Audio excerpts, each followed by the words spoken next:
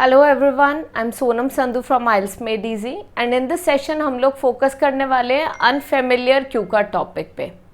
ऐसा आप में से बहुत सारे लर्नर्स के साथ कभी ना कभी तो ज़रूर हुआ होगा कि क्यू का टॉपिक ऐसा आ गया जिसके बारे में आपको कुछ आइडिया ही नहीं था, जिसके बारे में आप इवन एक सेंटेंस भी प्रॉपरली नहीं बोल पाए। तो अगर ऐसी कोई सिचुएशन आपके साथ आ जाए या फिर आपने एग्जाम देना है एंड आपके साथ ऐसा कुछ हो जाए तो व्हाट कैन यू डू, इस वीडियो में मैं यही डिटेल में डिस्कस करने वाली हूँ।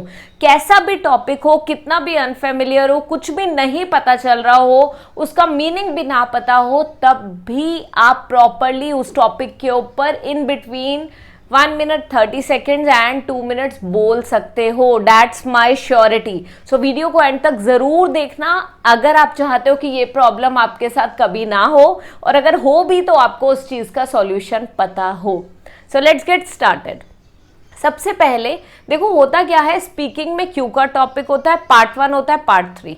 Part 1 is the introductory round in which the examiner is going to ask you some of the introductory questions. So वहां पे आपने शॉर्ट आंसर देने हैं and you just need to feel comfortable with the examiner so that you can answer the part 2 and part 3 questions effectively.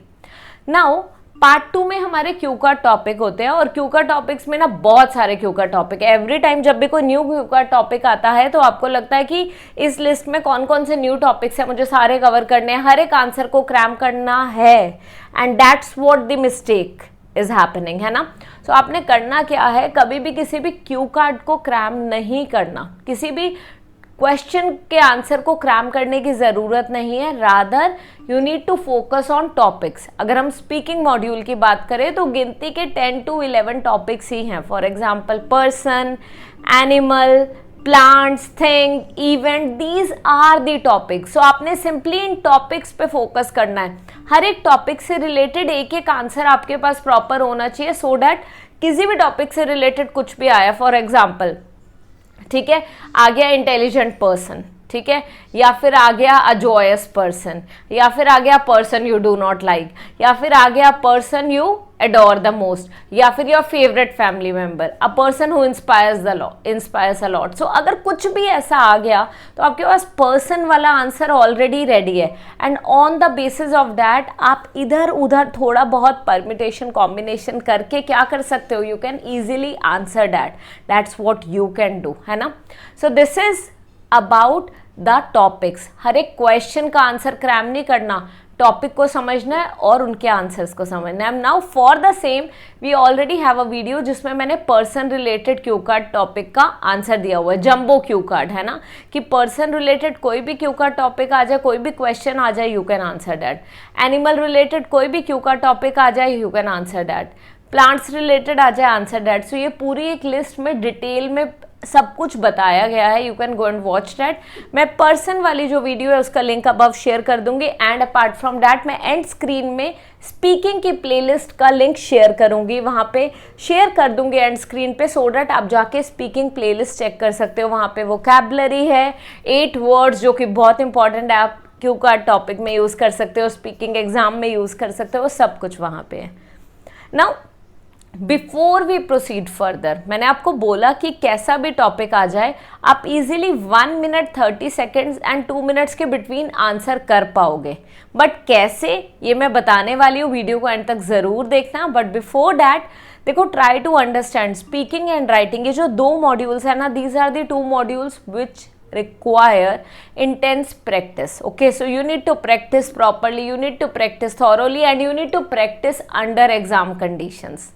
ये चीज़ें तीनों की तीनों ही बहुत ज़रूरी हैं in order to get your desired band scores. But still होता क्या है, there are total of 4 modules in IELTS, but out of 4 ऐसा होता है कि कोई एक मॉड्यूल ऐसा है जिसमें आप बार बार स्टक हो रहे हो, कभी 5 आ रहे हैं, कभी 4.5 आ रहे हैं, कभी 5.5 आ रहे हैं, है ना, बट जो रिक्वायरमेंट है वो 6.5 की है। ऐसे ही किसी और मॉड्यूल में हो सकता है। सो जब भी ऐसी कोई प्रॉब्लम आ रही है तो in that case what do you need to do, you should go for our 1-on-1 classes. आपको नंबर स्क्रीन पे दिख रहा होगा। ग्रुप क्लासेस में आप कभी भी एक पर्टिकुलर मॉड्यूल में इंप्रूवमेंट नहीं कर पाओगे, that's for sure. So if you want to improve in one और 2 modules you should go for 1-on-1 classes, because group classes में जो टॉपिक चल रहा होगा वही उन्होंने कराना है. अगर रीडिंग की हेडिंग्स करा रहे हैं तो वो वही कराएंगे, आपके लिए टॉपिक चेंज नहीं कर देंगे. चाहे आपकी सारे हेडिंग्स के आंसर्स करेक्ट हो, still they have to teach that, because एक आपको सीक्वेंस फॉलो करना होता है ना.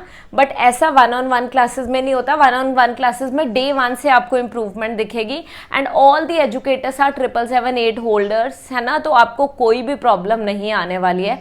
So simply contact us on the numbers given on the screen, and आपको सेशंस जब मिलेंगे तो आपको खुद दिखेगा कि डे 1 से कितनी इंप्रूवमेंट हो रही है. You can even get your essay evaluated. आपको खुद पता चलेगा कि कहाँ एग्जैक्टली आपकी गलती हो रही है. टास्क रिस्पॉन्स में प्रॉब्लम है, कोहेरेंस में प्रॉब्लम है, कोहेशन में प्रॉब्लम है, या लेक्सिकल रिसोर्सेज और ग्रामर में प्रॉब्लम है.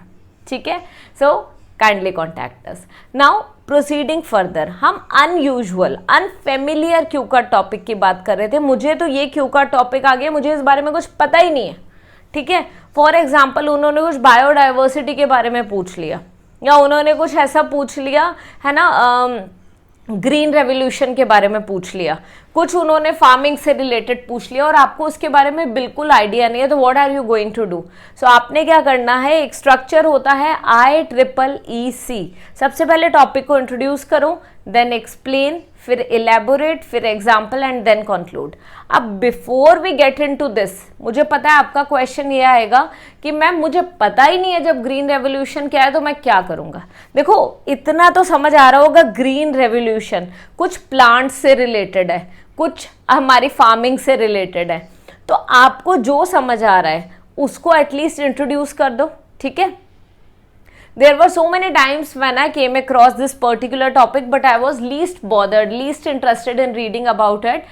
But recently only I watched one video of FitTuber where I got to know about green revolution, how it affected the food we are eating, how it affected the seeds we have. So we can talk about all that. Introduce कर दो पहले topic को. अब now for this ना we have a particular structure जो आपने follow करना है. ठीक है, आपने किस तरीके से स्टार्ट करा? आपने स्टार्ट ही इस तरीके से कॉम्प्लेक्स सेंटेंस से करा.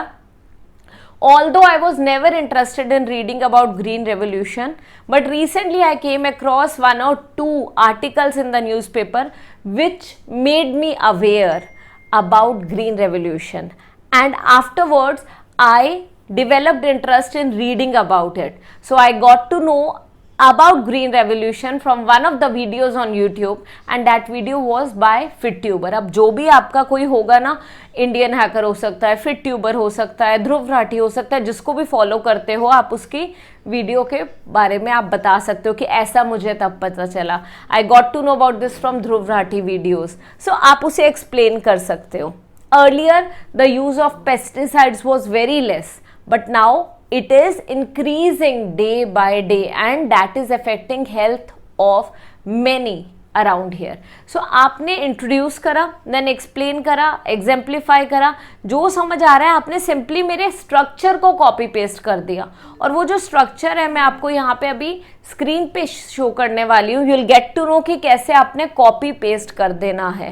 एंड हमेशा जब भी टॉपिक को कंक्लूड करना है, ठीक है, बिफोर कंक्लूडिंग इट आप एक एग्जाम्पल ज़रूर दे दो. अब आप एग्जाम्पल क्या दे सकते हो? ठीक है, earlier the demand was very less, but now the demand is on a higher side. The demand of crops is on a higher side, and because of that what is happening, the farmers are using a lot of pesticides, or the government is asking the farmers to use the pesticides. And whatever you want to say, आप उस तरीके से उसे mould करोगे, example दे दोगे, and at the end I believe and I feel that we all should get the crops which are free of pesticides. Even if we get less yield, it's okay, but the crop should be free of pesticides. So इस तरीके से आपने एक answer कर देना है. Structure आपको screen पे भी दिख जाएगा, एंड इनफैक्ट मैं PDF भी आपके साथ शेयर कर दूंगी. आप सिंपली कॉन्टैक्ट कर सकते हो व्हाट्सएप नंबर पे, और आपको स्ट्रक्चर का PDF मिल जाएगा. उससे आपको बहुत हेल्प मिलेगी. वो सेम स्ट्रक्चर यूज करो. कॉमेंट सेक्शन में मुझे आंसर लिख के दो किस टॉपिक का. Talk about an unusual event that happened in your life. talk about an unusual event that happened during one of your vacations.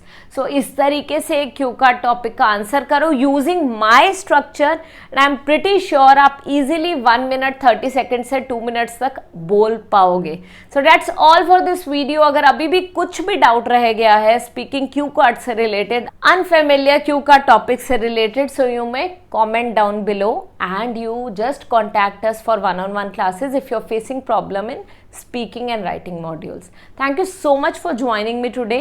I'm going to see you in the next video of mine. Until then, bye bye.